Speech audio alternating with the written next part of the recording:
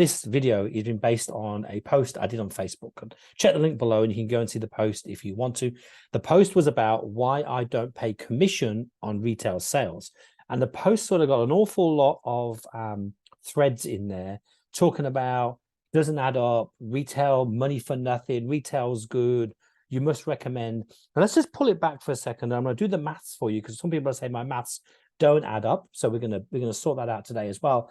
But I think what you need to realize is this post was about two things. First of all, if you read the post, it wasn't like I was saying you should never sell retail, don't sell retail, retail's a waste of money. That's not what I said. What I said was I don't pay commission on retail because I don't think there's enough money in there. And also, there's not enough salon owners that realize what it actually costs in your retail monies to have in your salon. And I know we need it because we do, but it shouldn't be your major focus. I coach hundreds of salons around the world, and a lot of people are so obsessed with getting 10% retail or 15% retail, and they work themselves and they tell their staff, you must sell, you must sell, you must sell. And I've never sort of had chats with my team members about not hitting retail targets. In my salon, my retail target was quite low. We did the care factor system where we expected every single person that came into our salon to be educated on retail, and they took their retail home as a byproduct of trying to create the look at home or to look after what we've just done. So that's what I mean when I don't force retail to be sold. It's just a byproduct of doing your job in the salon. I've always believed that when they came to us to have their hair done, our job was to make it look like that, like salon beautiful, for all the time they're not in the salon. So now the context is there in the backstory. So I'm not trying to say don't sell retail. What I'm trying to say, it shouldn't be your major focus. You will make money from retail, of course you will, but some people are so obsessed with growing and paying and making more retail, they realize that when they think about it, like most of the money is made in the services. So let me dive in and share my screen. I'm going to go through this. So I'll try and go as slow as I can, but hopefully I've covered it enough. Let's find out. So what I did was go right back to the beginning, and I'll underline this as we go. So we did an opening order. See if I can make it thicker for you. We did an opening order of 5,000, which meant we were 5,000 in debt. So if we've took the 5,000 out of our personal money or 5,000 from the salon, which would be your profit, so it is out of your personal money, and you've bought some shampoo, conditioners, treatment products, and you're shoving it on a shelf. So in your retail area, there is 5,000's worth of products that you've now spent on money. So you've lent it to the retail. Imagine you've got two businesses, services and retail. Your service business has lent the money to the retail side of the business at $5,000, and it has to get back. Now, I just did this generally, and I'll go through the salons. I've done a double one. The salon take-ins takes about 300,000 for the year. Now, on average, and we look after hundreds of salons, we believe that 7% retail is a fair quote to say that people who have salons, hair and beauty, run about a 7%. I've done one later on a beauty that's done a lot more than that, but hear me out. So we believe your salon take-in should be about 5,700 a week, would get you to the 300,000 mark. 7% of that is 403.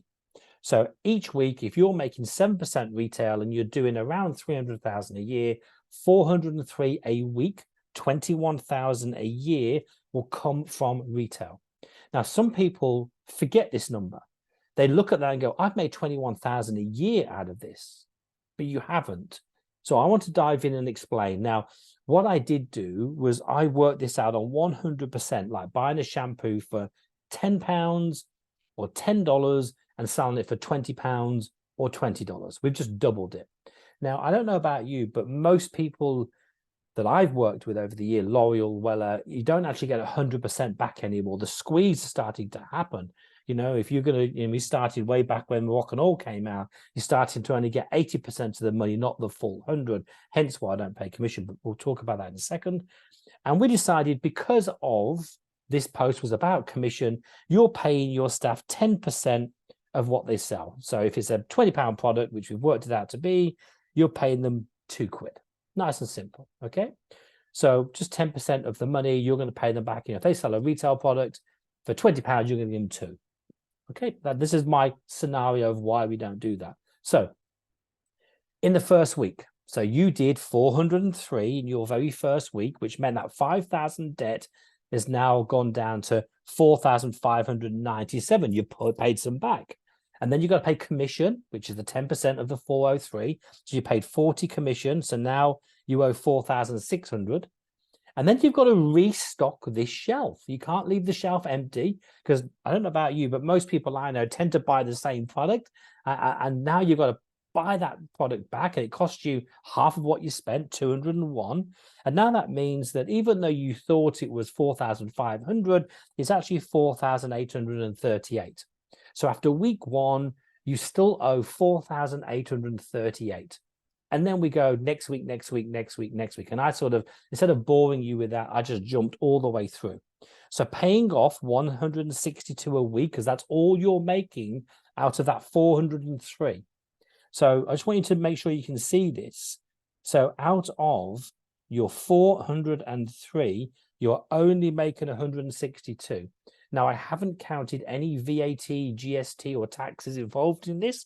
All I've counted is the fact is you've got to buy the product back and put it on the shelf, and you've got to pay a little bit of commission. So you're actually not really getting the full 100% in here, okay? Right. So it'll take you 30 weeks to get your money back. And you're probably thinking, well, that's fair enough then. You know, I'm quite happy for that. And if you continue year after year after year after your first investment of £5,000, you're going to make 8,424 a year. Now, out of the 21,000 that you think you're making on retail, because that's what your accountant says, oh, you did 21,000 on retail, and anyway, you end up with only 8,424. Now, let's just stop there for a second, because I know what you're thinking, but it's for nothing. It's doing your job, and you've got £8,000 a year. It is, and I agree, it's really, really good. The thing is, I just don't think out of a business that's doing 300,000, your focus, your pure focus, because a lot of focus is all on like, let's sell retail. And I'm thinking like, let's get more rebooks in. Let's give the client some love. Let's make sure the client buys retail because we're educating her. That's what this post was started about, was education, if you remember. So you're only making 8,000 a year after you think you made 21. Now, and I did not count the fact that most people use about 2% usage. So it could have gone down even more. And of course, VAT, when you buy it and when you sell it, will affect 1% or either, but we're not going to count any of that. So if you are having retail in your salon, and you should be stocking retail, because you should be recommending good shampoo and conditioners, you should be recommending facial creams once you've had a facial, you should be offering people a chance to replicate what you did in the salon at home.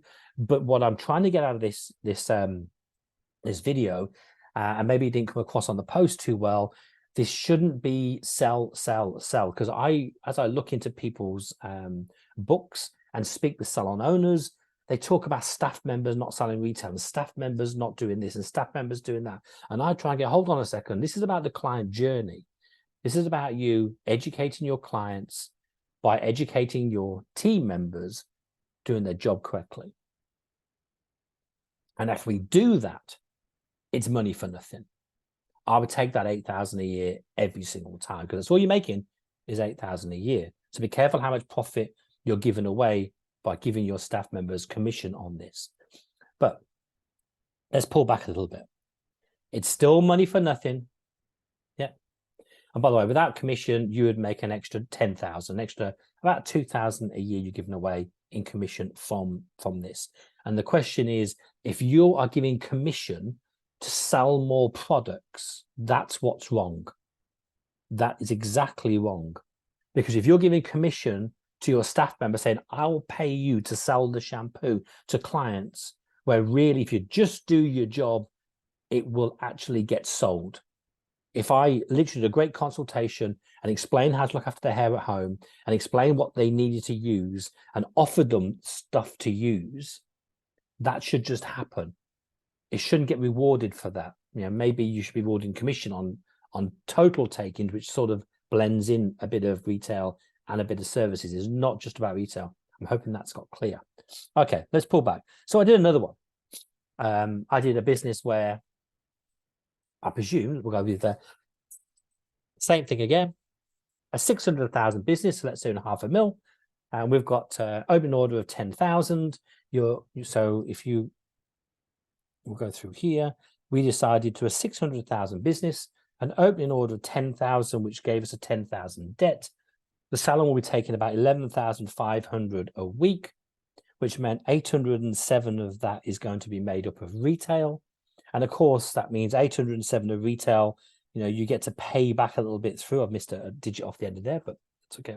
It'll still add up. It wasn't 900, I think it was 9,900. So you're pulling yourself back a little bit. It works out you're making about 42,000 a year of the money that comes into your salon is made up of retail, which you might think sounds quite good. I did this on 100%. And again, 10% of the money you're giving away is commission. It means that out of that 807, you're paying 80 a week, which now takes it up to 9,113. And of course, if you're making 807 and you've got to rebuy that product and put it back on the shelf, you're spending another 403 out of that. So on total, even though you'll think you're making 807, which if I go here, you think you're making 807 a week on retail, you're only actually making 324 on retail because you have to rebuy it back and give away to commission. Now, if that was the case, it would take you 30 weeks to pay off your debt. But after that, after 30 weeks, just over half a year, the 10,000 retail stuff on the shelf is paid for itself. The money's back into the account where it belongs, and then you can start making money. Now, what it means is if you continue with exactly the same numbers going through, you're now making 16,000 extra a year. But a lot of people think they're making 42, and they're not. They're only making 16. Now, out of a business that's doing all over 500,000, there's not a lot that comes from retail that you're left with a bit of profit. So it is money for nothing, but it shouldn't be your focus. If you're going to focus coaching your team, you should be coaching them on the consultations, coaching them on rebooks, coaching them on looking after the client, coaching them on getting the clients to return. That's where the money is. The money isn't on retail. It's a bonus if they're doing all that and you're making 16 for nothing, which they should if you map out your client journey. Now, I also did this with a beautician because a beauty lady said that she sells 1,000 a month. So she makes 1,000 a month on retail. But out of that, she only gets to keep 450. So she's only making like 45% on her retail, which is really low. So I thought for her, because she didn't understand the calculations, we thought we'd do it again. So again, Salon's doing 500,000. She's borrowed 10,000 from somewhere, even out of her own salon, which is profit, to buy lots of retail. And be honest, you need it, right? We're not saying you don't need it because you do. I'm just trying to put these maths to realize how much you actually do make from that. So on a 600,000 business, you're doing about 11,538 a week. Out of that, working on, I gave you a little bit more. I thought some beauticians do well. So there's a 15% you're making on retail, which I think is quite standard. In fact, actually, it used to be 30% on retail many years ago, and that's dropping now, by the way, because a lot of the so-called professional products means you can buy straight off their website if you want to, and the people who we're talking about. So that means that you're making 1,700 a week, which sounds such a lot of money you're making on retail. It means that you're making about 90,000 a year on retail. And again, we're going to stand away the same 10%. You're going to give people 10% of the money. And we worked out that, with the products, 55% of that doesn't actually belong to you. You're not making that much money. So, okay, week one, 1,730 we've got. So that means that you've now put that into the till and your debt's only 8,270. But you've got to pay 173 commission on that because you're giving them 10%. Now your debt goes back up to 8,443. And you've got to rebuy the product to put it back on the shelf. It's now a whopping 931. And that means at the end of week one, you still have a debt of 9,394. Now you're making 606 a week in retail. and this 10,000 that you've borrowed from somewhere and you've bought all these products, it's going to take you somewhere in the region of 16 weeks, a lot better than you can imagine. So you will make 31,000 a year out of over $500,000 business. It's still not great, but it's good enough.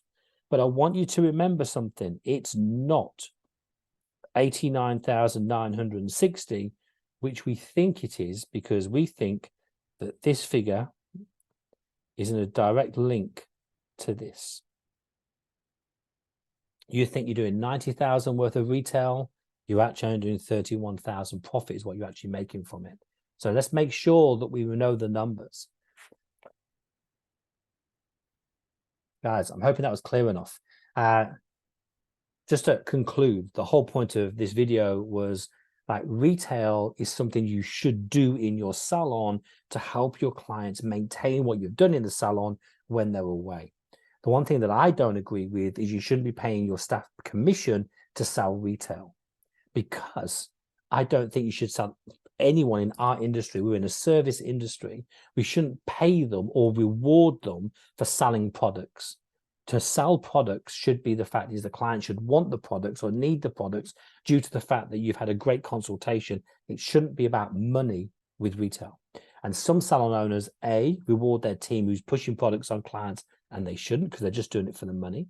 And secondly, a lot of salon owners focus so much on retail as growth of their business. Now, I know some of you have mentioned, and I used to mention this myself, so I was going to mention the person's name there, but I won't, that it used to pay my rent. And that's what we used to say in the olden days. Oh, your retailer pay your rent. And it sort of does. But when you work out the profit of that, it sort of doesn't. You know, you go, oh, I'm making 120,000 on retail. You're not really. When you work that out, if you're paying your staff commission on retail, you're not even making 60. You know, you're probably making close to 45, 50 at best. So what you got to realize is that eventually, you know, when you close your business and sell it, you'll get your investment back from your retail stand if you sell it plus products. But at this stage, we're just trying to realize that the topic of what this was about was why I don't pay commission on retail, because there's not a lot of money in it. It's not a lot of focus on it, and I don't want my staff to sell. I hope that came across in this video. Guys, it was I love having conversations with salon owners. I really do. And I love diving into the numbers. Numbers is my thing. And I know some of you guys say the maths don't add up. Hopefully after watching this video, it does. Much love to every single one of you that commented on my thread. It's why we're passionate, and it's why probably you're successful, because you care, and that matters a lot. Bye for now.